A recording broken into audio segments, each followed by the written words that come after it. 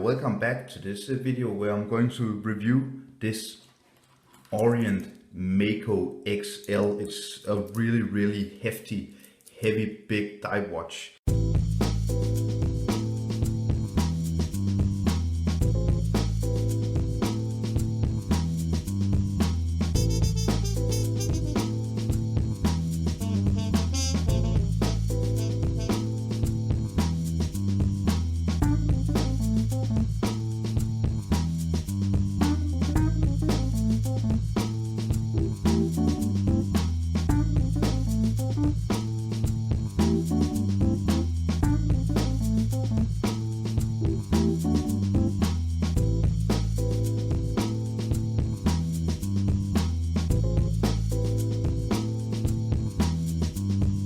This is the reference number EM75006W. This is actually a version of the Mako which I think goes back to 2012 or 2013. So it's not a new kind of Mako, but it's I really like the looks, and well, I have experience with a Mako 1, if we could call it that.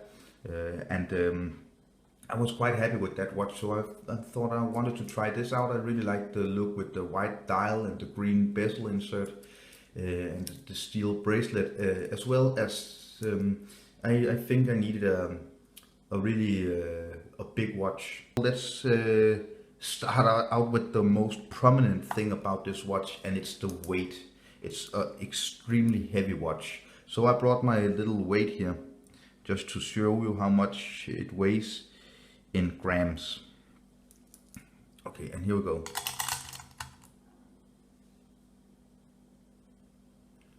As you can see, 178, and that is actually, it should be heavier, but I took off some a part of the bracelet because it was too big for my wrists. So you as you can tell, almost 200 grams, you get a really heavy watch.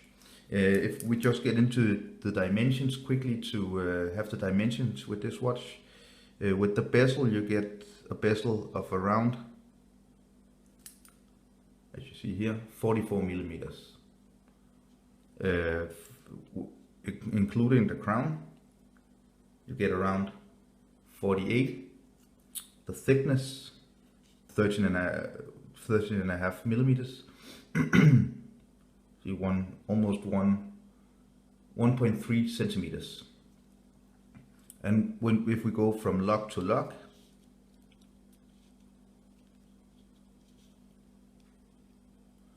we get about 53. So as you can tell, you get a really hefty watch. And when we do the lock width, I'm just trying to fit it in here, you get around 24. So that's also a really big indication of how big and sturdy this watch is. It's fitted with the mechanical in-house Orient movement called 46943, and it's Japan made. It's of course automatic, self-winding. It's water resistant down to 200 meters. It's got 21 joules, and it's got 21,600 vibrations an hour. And as you can see here, you also get the day date complication. The case back is a screw-in case back, and with the bracelet, which I will go back into in a minute, you get the both the clasp and the push button closing mechanism. If we get into the bracelet and the case, it's of course polished stainless steel. And well, yeah, that's actually just the specifications with this watch. If we look at the bezel movement, it's actually, I think it's too hard to push. You can maybe sense it, but I'm really putting my strength into moving this bezel around. It's not the worst I ever felt, but it's definitely not the best.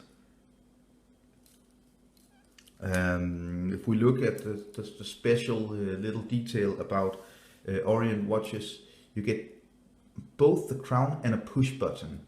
And with the crown, you just screw it out. And then you can, of course, set the time. It's not a hacking movement, so you don't see the second hand stop. Whatever you do, it won't stop. So it's not a hacking movement, but you set the time with this and it's quite easy. And then you push it into the first position and you set the date. And it's really easy, it's a quick set date.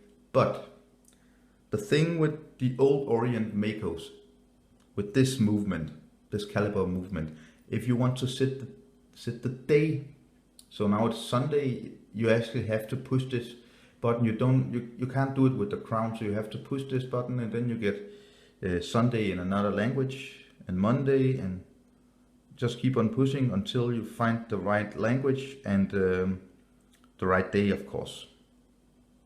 So now we're back with Sunday.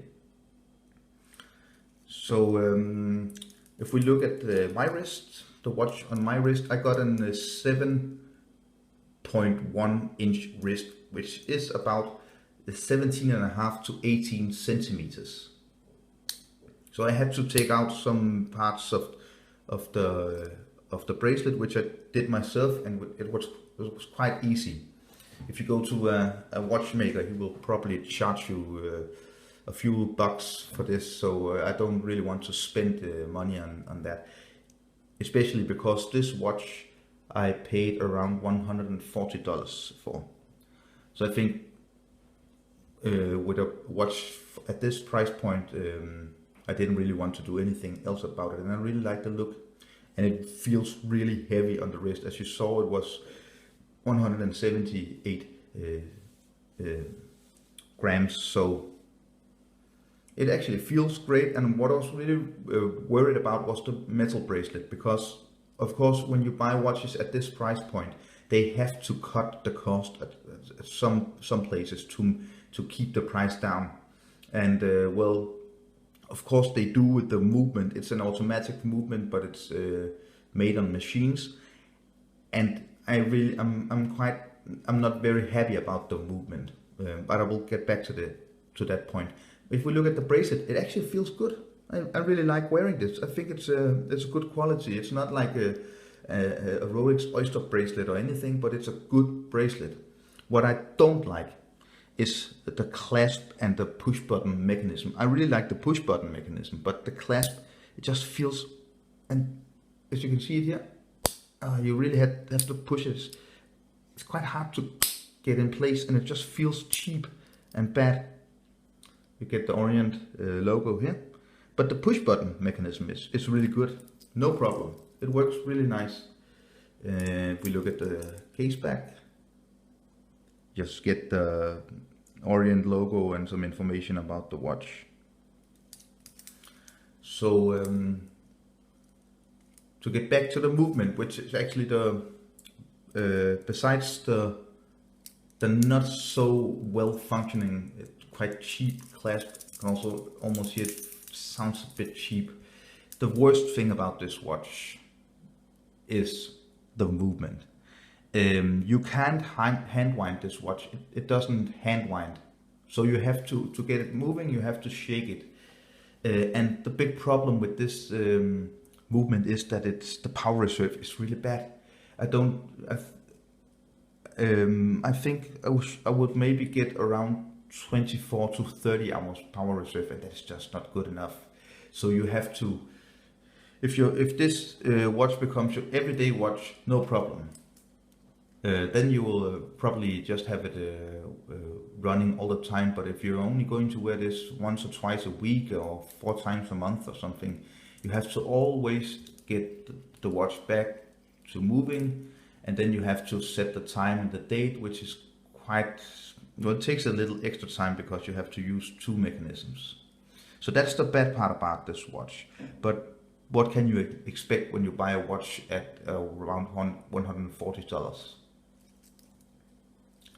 All in all, I think it's a very nice big dive watch, which you can wear on everyday occasions. I wouldn't, of course, never wear this with shirts or anything, but with a white polo shirt or a green polo shirt, and you're just out walking a nice walk, or you're just around back at home or anything. It's just a nice everyday watch, and I just really like the look. So guys, that was just a short 10-minute review of this Orient Mako XL watch. You will find information about this watch in the description for this video, so no worries, I will put in the reference number and all you need to know about this watch. So if you're considering this watch, well, I think you should get it.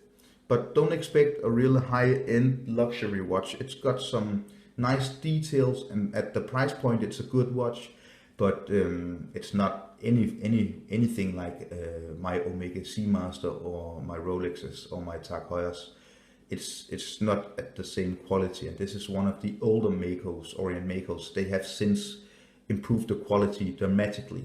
So if you buy an Orient Mako USA or one of the new Orient Mako 2, you'll get a completely different watch. But at the price point, you get a really nice watch. So if you haven't subscribed to my channel yet, please do. Please comment, please like, please email me if you have any questions or anything you want to discuss about watches. I'm a watch nerd, so I love to discuss watches.